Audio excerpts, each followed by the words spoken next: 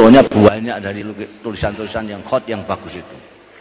Saya masih umur berapa itu, baru keluar SD sekarang ini SL, langsung ke sini. Suatu ketika ini cerita tidak ada di buku-buku dan tidak pernah diceritakan oleh siapa-siapa, karena ini rahasia saya. Jadi waktu mondok di sini ini, dulu kiai-kiai itu, Kiai Marzuki, Kiai Mahrus itu punya kebun tebu yang luar biasa. Maka kalau Anda baca puisi saya tentang Lirboyo, Anda akan tahu bahwa dulu itu dari Lirboyo sampai ke kota itu pemandangan itu pohon tebu semua. Suatu ketika saya dengar tebunya Kiai Marzuki akan ditebang. Maka saya kumpulkan kawan-kawan saya.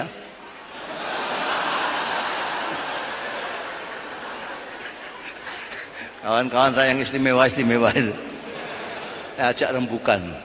Ini kabarnya ini kalau enggak nanti sore ya besok ini tebu-tebunya Kiai mau ditebang. Jadi bagaimana kalau kita ngambil sekarang ya? Yang belum ditebang itu. Setuju.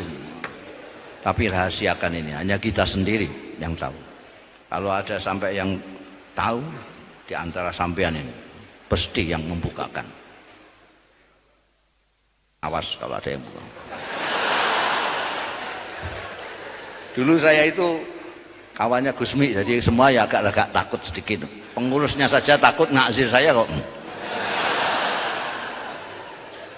Udah, baru saya jalan, kawan-kawan belum mulai jalan. Saya yang dekat dengan rumahnya Kiai, karena saya di Pondok Mars dulu itu.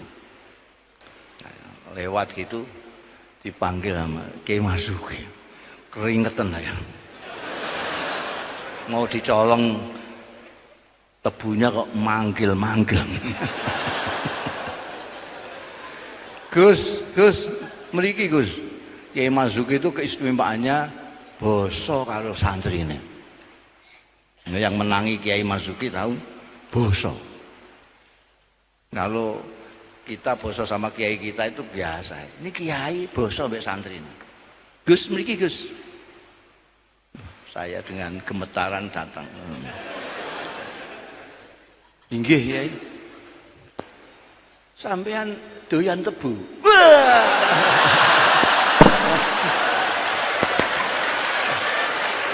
Wah, langsung gemetar kamu ayo.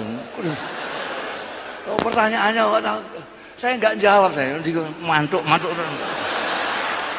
Saya teringat kawan-kawan saya yang sudah tinggal menunggu komando saya tadi. Doyan tebu jenengan. Beliau masuk ke rumah, ke dalam. Tak pakai baju. Kiai Marzuki sering OT-OT, enggak pakai baju.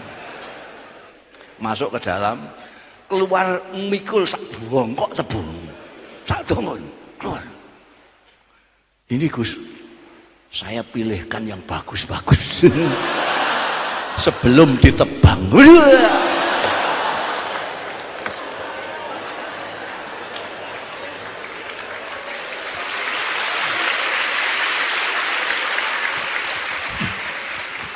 Ini sekaligus saya ini kurang hormat sama kiai ini.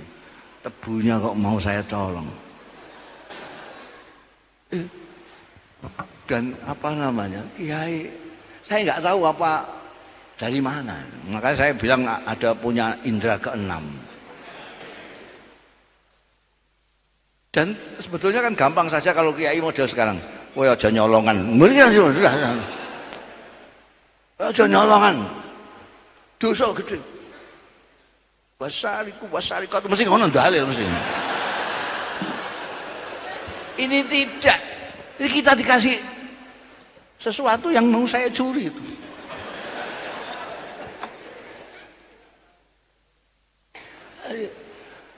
Ada perbedaan antara apa namanya pengajaran dan tarbiyah itu. Maka saya dari dulu mengusulkan Jadi pendidikan nasional ini mestinya harus menggabungkan sistem pondok pesantren dengan yang formal sekarang. Jangan nanti pesantren yang niru yang formal itu, dikira itulah sistem pendidikan yang bagus, tambah rusak pondoknya. Tapi sekolah-sekolah itu yang ngambil pendidikan dari pondok pesantren, sehingga komplit pengajarannya seperti pengajaran sekolah formal, pendidikannya model pendidikan. Kalau diajari saja tapi tidak dididik, akan memproduk orang-orang pinter yang tidak terdidik. Dengan bahasa santrinya, orang pinter yang tidak berakhlak. Lebih baik goblok menurut saya daripada tidak berakhlak.